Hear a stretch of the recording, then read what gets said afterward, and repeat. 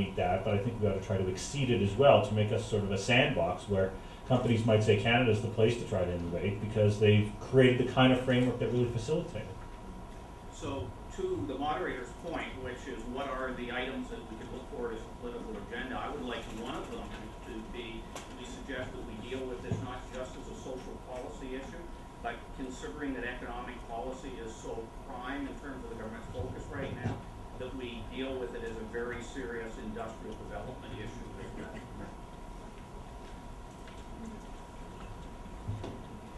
I think that's a really good point, and I've heard that point a lot in people I've talked to, that we need to do it from there. Okay, I have one person here, and did I miss someone over here? No, I have there's a person here and then Robert. Okay, go ahead. I just wanted to get the panel's comments. Oops. This lady here. Oh, sorry, her. Okay. Yes, I'll get you third. Okay, go ahead. Yes, thank you. I'm sorry, this might not be a political agenda question. It's very basic. How does someone know that their site they're being throttled?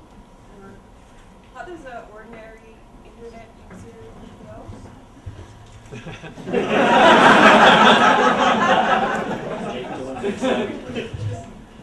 Short answer. Apparently they had an objective to give that to me. The basic way to look at it is there are certain websites, certain download types, they call it P2P, which in generally you're looking at BitTorrent. You're going at anywhere between 30 and 60 kilobits per second. So essentially you're looking at, normally when you're downloading at a 5 meg connection, you're looking at, let's ballpark it, somewhere around 600 kilobits per second. And so when you're, kilobytes per second, when you're actually doing the throttling, it goes down to something like, what is 25? Okay. Yeah, so, and it's very, very, very steady. And if you want to get a good idea, try it from about 4:30 till about 2 a.m. That's when it happens. And that's when it impacts everyone. Jacob has a point here. Just on that point in particular, Google has partnered with internet researchers on a global basis to develop a tool. These are not Google developed tools, but we've helped supply some of the infrastructure, called Measurement Lab, which are tools for researchers and for consumers to understand better the service they're getting on their home broadband connection. So if you go to, I don't remember what the address is, but you can Google it. I'll be your only credible. Measurement Lab provides a number of tools that help you understand better your broadband connection. Okay, I recognize Pravir down here. Just a clarification for the rest of the audience of what Jacob meant by spectrum reform. 30 seconds? Yes. This is what is known as the digital television conversion. Pravir, maybe you should take the mic. This is a very important issue here, and yeah. Mind you, I'm not making a comment. I'm only clarifying an issue. This is known as the digital TV conversion. We are converting from analog broadcasting of television to digital. The United States has already made this conversion, and in fact the cutoff date was February, it was extended to June and so on. And in Canada, that conversion will take place in 2011. So the question is, what happens to the spectrum that is released? Because analog broadcasting requires much more spectrum than digital. And logically you may say, all right, leave it with the broadcasters. That's not really happening. Or you can say that refarming. In other words, let it be auctioned to the highest bidder and so on. And there's a very precise timeline for this. Our conversion will take place in 2011, which means that the auctions must be held in 2010. So if you want to work on this as a public policy issue, the time to start is now.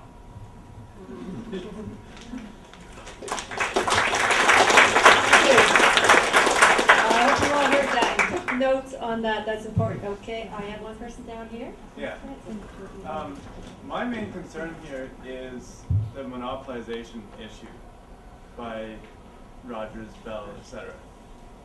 And I'm wondering if I'm looking at that issue, and I'm also looking at the issue of public access for everyone in Canada, and like really for freedom of speech, what we need is diversity, competition in the marketplace, not two companies controlling everything. And I wanted to get your comments particularly on what the attempt to provide access to people way up in the north would do to the free market or the private sector, and how it would affect the competition in the marketplace.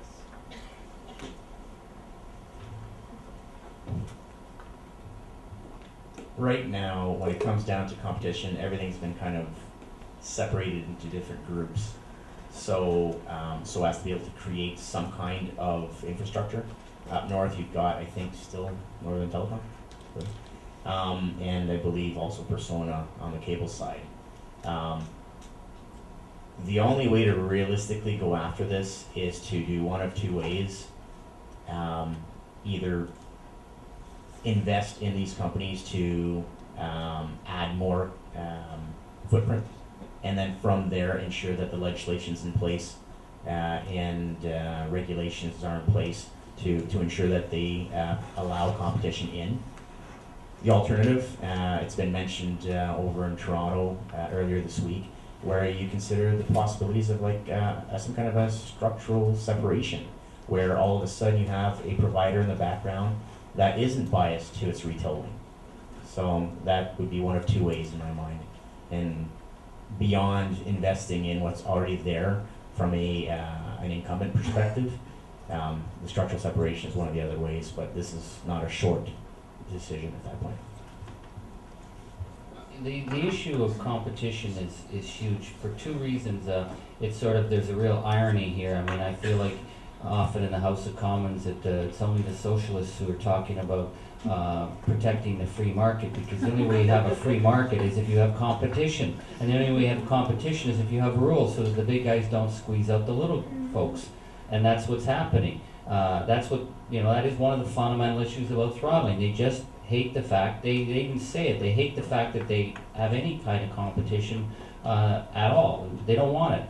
So from a public interest point of view, we have to, competition is good, diversity of voices is good. The other myth is that these free market giants created these markets themselves and so should be allowed to keep them for themselves. They are a construct of a whole whack of public policies that gave them a completely protected market, free from competition, so that they could grow.